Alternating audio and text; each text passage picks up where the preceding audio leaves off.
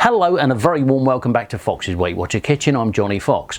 Guys, today's recipe, I thought I'd share something with you that we all love. Normally you go down the local supermarket and buy yourself a big packet of Doritos. Today I'm going to show you how I make my own tortilla chips. Nice and simple. Ingredients, if you want the list of ingredients, they will be put down underneath the video as well, so you can pause it, have a read of that as well. But the ones I'm running through, if you go out and buy yourself some chickpea flour, this one as you can see from the local supermarket, or I've got a local Asian shop where I live, I buy it, it's called gram flour. There's loads of other different names that you can get underneath it as well. Quantity wise, I'm going to be using 200 grams, but before we begin, I'm going to just get out my little dish ready and get a sieve over the top. I always find it always helps to separate things up nice and easy when you're going through. So 200 grams of your gram flour or chickpea flour. For flavouring, I use quite a few different things. I'm going to open up a little bit of garlic powder, because when you buy your normal Doritos, you've got all your lovely different flavours. You can add flavours to your own taste. This is my personal preference. Garlic powder, as you can see, I just use a quick half of a teaspoonful of garlic powder. The other one I like to put in, like all most other chips and dips, you get the onion powder. This one I've been cooking and putting in these sort of recipes for a long time. I'm going to cheat on this one and go for a whole level teaspoonful of onion powder, and that'll give that a really nice flavour with a little bit of depth as well. And because we're going to be cooking these, we will need a bit of baking powder. And you can see everything goes into the sieve. I find it's easier because it breaks it down. You want this to be as fine as you can. So again, a whole teaspoonful of your baking powder. And just for that little bit of kick, tortilla chips, I always get my smoked paprika. Most people will get a measure out on this one because I've got the holes in the top. I know about 3 or 4 shakes of this is roughly half a teaspoonful. Again, it's all about taste, guys. If you want it slightly milder, don't put your paprika in there. You can use a sweeter version or ignore it completely. If you like them really hot and spicy, you can even put things like chili powder in there or cayenne pepper, whichever ones you prefer. And then all we do, it helps to mix this up a little bit as well. Just sieve it through into the bowl and it breaks down. You can see all these lumps on the top where it's been in the cupboard for a while. And I'm lucky in the respect that with the besan flour or gram flour, as I call it at home, I go around my local Asian shop because with the same flour I make quite a lot of different recipes. You can actually make tofu out of this. I do a lot more with onion barges because it's really nice and tasty. So that's all nicely sieved together. I like to keep my fingers clean as well. Other ingredients for your wet style, but before we go into that, I want to show you another one for a nice cheesy flavour. Engevita is the company. It's a nutritional yeast. And this one, guys, flavour wise, you can put in basically as much as you want. But I always say every 100 grams of the flour you're using, use one tablespoonful of the nutritional yeast. But because I like the flavour of it, and I've done these quite a few times for this recipe, I'm actually going to put 3 spoonfuls of nutritional yeast inside, and the ever famous salt. Again, it's usually about half of a teaspoonful of salt. Give that a little bit of a whisk together so they can all blend together. And the reason I don't put the nutritional yeast in the sieve at the beginning, because it's flakes, it doesn't tend to want to go through. Now, liquid wise, I've already melted this down slightly. You know the solid coconut oil that you can buy? Again, 1 tablespoonful of coconut oil. Just going to pop that in first. And in liquid content, I've got myself some warm water, and I usually go 6 of these little tablespoons full of water. But so I don't mix them all up together and start, I always start with 5. And see, because sometimes with this chickpea flour, it's one of those flours, unlike standard conventional flour, sometimes you can mix it up and it does go a little bit too wet. Other times it stays a bit drier. So I always say start off with the 5. It's usually 6 of the tablespoons that I put in there, and just mix it together, because you don't want this to be, you know, like when you're making a standard dough, it's usually you normally got a perfect ratio, 100 grams of flour and 60 grams of water, and you make your dough. This isn't actually the same. It's really surprising. There's no rhyme or reason to it. It's just chickpea flour. I think it's how they were dried or how big they were when they were done. There's got to be some reason for why sometimes you add that little bit more water. You can see it's just a little bit too dry at the moment, so I will add that last one. And again, if it's not quite enough towards the end, you can add just one more. But what you don't want to do, guys, is end up with a really wet mix, because it won't roll too well and you'll end up in all sorts of problems.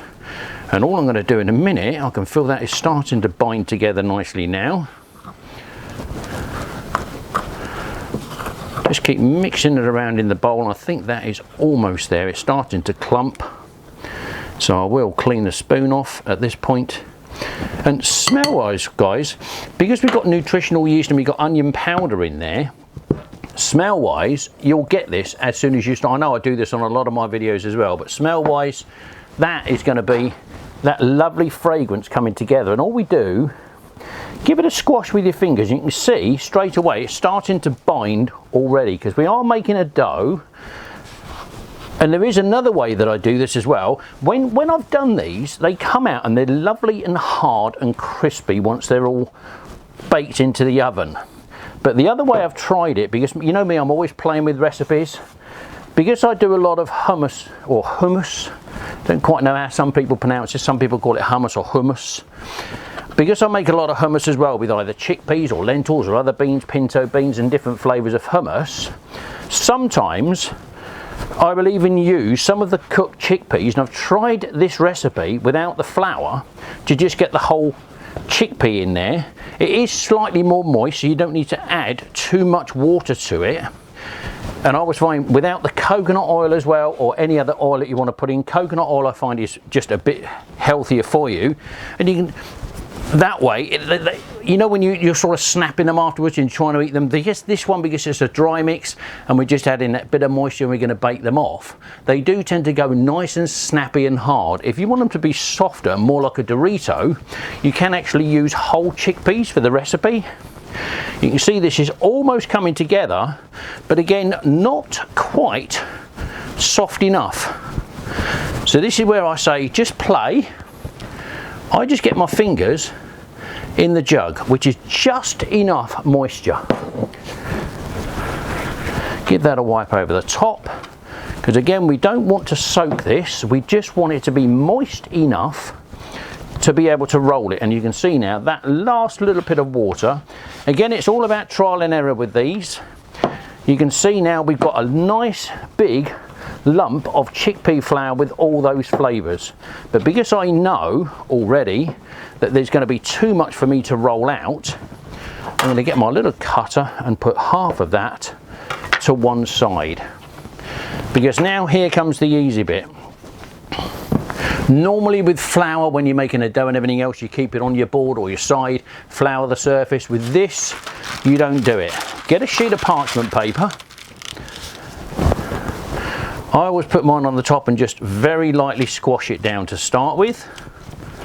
But this is the bit I love about these when you're making these at home. You can just play and play and play until your heart's content. And get another sheet on the top to help with the rolling.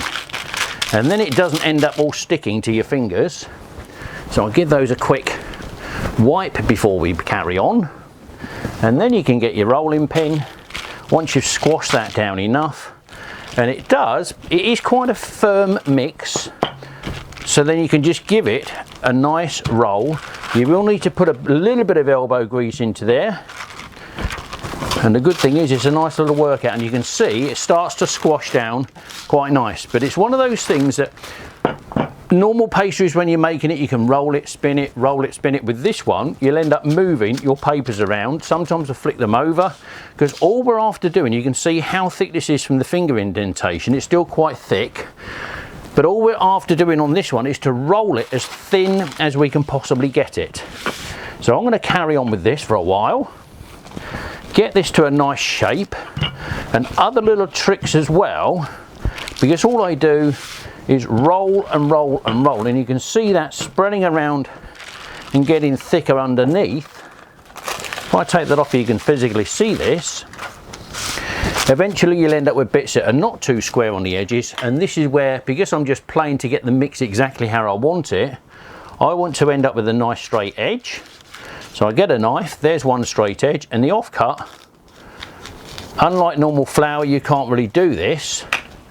and then put that back over the top again. A little bit more mix has come away, and all we do is just keep playing with this and rolling this out. So I'm going to roll this for a few more minutes. We'll be back and I'll show you this just before we get it ready to put into the oven. So back in a while, guys. Okay, so as you can see, it's all spread out onto the paper now, but you can see not quite a really good shape. Again, this is where I cheat. Always get the knife because I want to keep these edges the best I can, nice straight edges. And again, it's like anything you're doing, it's quite forgiving when you're changing these shapes, because I want to keep this, because when we do the cutting and shaping in a little while, some bits missing there, slight overlap in the corners. Going to have a nice straight edge on the top, put that down to one edge. And again, it's because we're doing this as a home tortilla, I mean, you can have little crinkly edges if you want, but me, I always say, while it's in this loose state, I just like to play, keep the paper back on top, give it a light roll to start to get it to blend in, and then start adding that a little bit more pressure, because all we're trying to do is just get a really good shape underneath. You can see it's blending in nicely now, and the paper, you'll find sometimes I can flick it, all the while it's stuck together like this, you can flick the paper over, you can peel it one side, because you will find that when you're doing this, the paper starts to crinkle slightly, so sometimes I'll turn the paper, give it a go the other side, and just keep rolling this. And all we're after doing is trying to get this as flat as possible. Just going to take another look now and test in a few places. That is pretty much there. So remove the other sheet out of the way. Now, to get the shape, quite straightforward. I'll just use my pizza cutter like I do with other things, and just cut some score lines into the mix. Depends on how big or how small you want them. Because I've been doing these for quite a few years, I know exactly how I like mine. Scoring it one way and then scoring the other way. And I know what you're thinking, tortilla chips are triangular. So all we do then is just take the roller right the way through, and you will find, as you can see, some of these are starting to roll up with the pizza roller as well. Not the end of the earth, we just put those back in place, or you can even put them to one side. Where did that one come from? Come from there. And then you just keep playing and make more shapes. You can as you want. Again, it's, guys, we're not in a factory, we're not getting the perfect tortilla shape.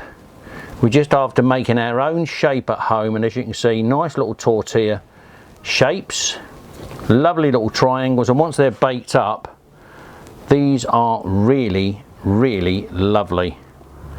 We just keep playing with the last few bits. And you can see quite loose on the paper underneath. I think I will put that one back in the middle there as well. And you can see we've got a nice set of shapes. And all we're going to do is put these onto a tray. You can put the tray underneath, actually I've done this quite a few times. And sometimes I even put the paper straight into the oven. Just straight onto the tray, off the side. And if you get a few that move around, it doesn't really matter. You can just put them onto the edges. And all we're going to do, guys, is put this into the oven. I'll put the oven on 200. It's been warming up over there ready. Keep these in the oven. I would say start with 10 minutes because they're really thin. If I show you how thin these are, like there's next to nothing there. They do go quite nice and snappy once they're cooked. And the outside ones, I would say start with the 10 minutes on 200. If you find that they're going a bit too brown on the outside, you can take those ones out and put those back into the oven again for the next set. On second batch, I'll be doing that at the same time before I put all of these in the oven together so I can time them all perfectly. But I say wait until you feel them. If you take them out of the oven and if they feel like they're a little bit bendy and a little bit flexible, just put them back into the oven for another 5 minutes. I have gone as long sometimes as about 20 minutes in the oven. So I'm going to carry on whipping up the next batch of these. As you can see, I've got another nice big lump there. I'm going to roll those up as well, so I've got 2 trays of these. Wait till they come out in the oven and then we'll be right back. Okay, so we're all back now. They've been in the oven. Time wise, guys, to give you an indication, I've been cooking these in the oven for 17 minutes to get them to where they are. And as you can hear from this, lovely and crispy. And all I do at this point, get myself a nice little Tupperware container or some sort of plastic container. I just pour those in. You can hear how nice and crispy they all are. They're really tasty. They smell absolutely delightful. This will probably keep me going now. With the amount of chips I've got in here, probably keep me going for about another 3 or 4 days before I make up another batch. Whilst I've been waiting for these to be cooked up in the oven, the other thing I was doing as well, this morning I got myself my pressure cooker out, done up a load of chickpeas. I've made one batch of the hummus dip, which is one of the things that I like as well. So I'm just going to give these a little test and see. Really, really nice. These tortilla chips, guys, I know it's so easy to just go down the road, get yourself a packet of Doritos. Everyone can go and do that, but when you get round to doing something for yourself like this, taste-wise, they're really, really incredible. Health-wise, with the amount of this, and they're lovely and crispy as well, health-wise, they're better for you because it hasn't got all the chemicals in there as well. And when you put in things like this, your homemade dips on the side, I've just knocked up some hummus. I will, in the following videos as well, show you how I make my dips as well, because I do the avocado to make up like a guacamole mix. I do my tomato salsa one. I do a nice yogurt, onion and garlic paste one as well, and also do this one, the hummus one. There's such a range in the hummuses, I can't go through the whole lot, but hummus is such an easy one to knock up, so I thought I'd just share that with you as well, guys. These will keep me going for about a week. Hopefully you've enjoyed the video. Nice and easy to follow. The instructions, like I say, they'll be underneath. Time wise in the oven, I think it's because they're slightly thicker than usual. I didn't roll them out as flat as normal. Normally 10 minutes and slightly onwards. Watch the edges. When they start going, you can see some of these corners have gone a little bit browner than some of the other ones. When you get to the middle piece, they're still nice, but they're still lovely and crispy all the way through. Hopefully you've enjoyed the video, guys. I've enjoyed making it. I'm going to even enjoy more going back and eating some of these. Just debating what to do with the rest of these chickpeas. I think I might go and make myself a salad with some of those later on as well. Enjoy the video. Thanks very much for watching. I'll catch you on the next video. Hopefully show you how to do some dips. If you like the video, you know where the subscribe button is, and we'll catch you again. Take care. Have a great week. Bye-bye.